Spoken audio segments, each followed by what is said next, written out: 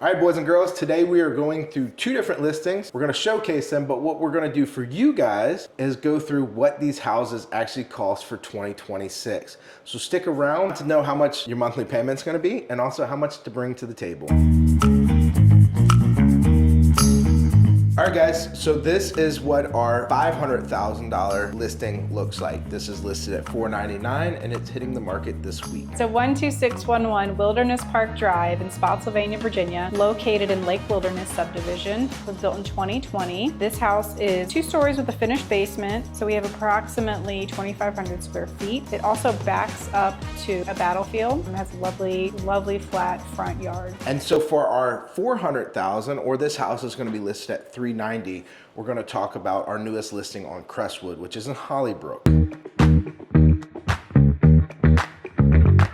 This is a 3-bedroom, 2-bath house at 1,200 square feet, almost 3/4 of an acre of land. It has a fully fenced in backyard and a 1-car garage. This is gonna be our representation for $400,000. So for both of these, now we're gonna step over to our lender because we actually don't deal with the money. While we know almost everything that has to do with loans, we're not lenders by any means. We stick with the houses. Let's step over and check out the numbers with them. All right, boys and girls, we're back in my office now and my buddy Tyler is actually here. He is setting up for a closing that we have in about 30 minutes. I have already texted him. I asked him to pull up 2 different files, one for $400,000 and one for $500,000, so we can review those numbers like we talked about in the video. Let's get into it. My money man, Tyler. Well, you've seen Tyler. He's been on the channel 1,000 times. We used to do a lot of market updates, and today we have a closing, like I was saying, at 3 o'clock, so we're gonna knock out a quick video. The big thing is I've asked him to pull up a couple different files that he's kind of already working on, and so this is for a $400,000 house and a $500,000 house. I mean, are we pretty close with a 400 or? Yeah, very near each. One's right around 400, one's right around 500. Both are FHA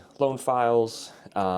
And just the disclaimer before I get into numbers, of course, any number will depend on your credit, and this is December of 2025, so things could change by the time you're looking at this video. So one thing I want to add to that too, we're wrapping up December now, so obviously things could change, but these are, again, based off FHA loans. There's a lot of different loan types out there. These are all FHA, which is 3.5% down. Yeah, so each file is a 3.5% down payment. That's the standard for FHA. For the $400,000 house, your down payment is $14,000 or $400,000, and the monthly cost is right around $2,730, roughly, depending on taxes, insurance, etc. But right around $2,730. For the $500,000 FHA purchase, your down payment is about $17,500, and your total monthly cost is about $3,400. Roughly. Now, is that including any HOA or anything like that? So both of these are no HOA. I've kept the insurance costs similar on both, and then the taxes are slightly higher in the $500,000 than the $400,000. And so these are both based on our area, and so yeah, that's not just principal and interest, that's also insurance and taxes as well. Yeah.